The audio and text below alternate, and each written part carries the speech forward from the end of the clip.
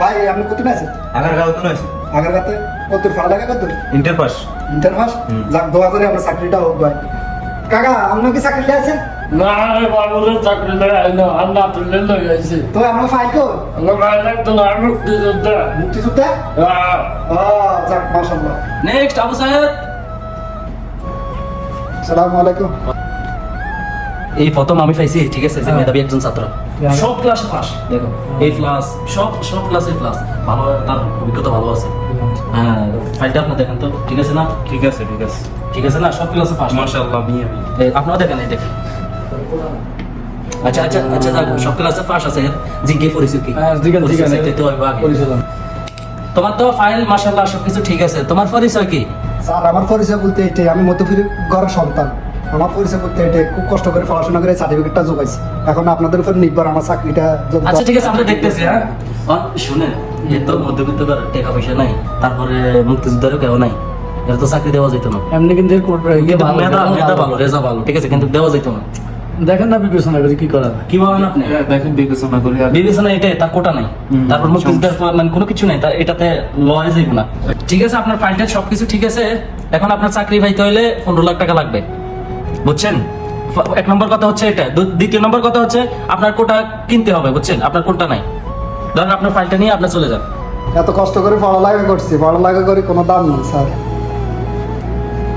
Next Ramzan Ali.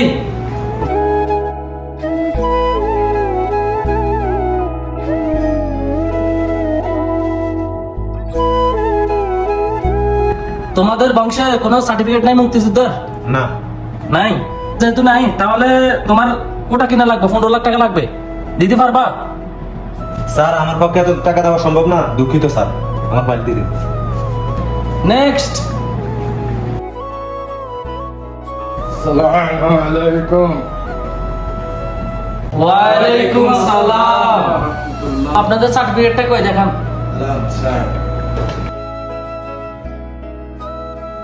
দেখেন এই 8 pass, কোনো যোগ্যতা নেই। আপনারা দেখেন, আপনার তার যোগ্যতা নেই। আচ্ছা তারা কিছু প্রশ্ন করি। হ্যাঁ প্রশ্ন করে দেখুন।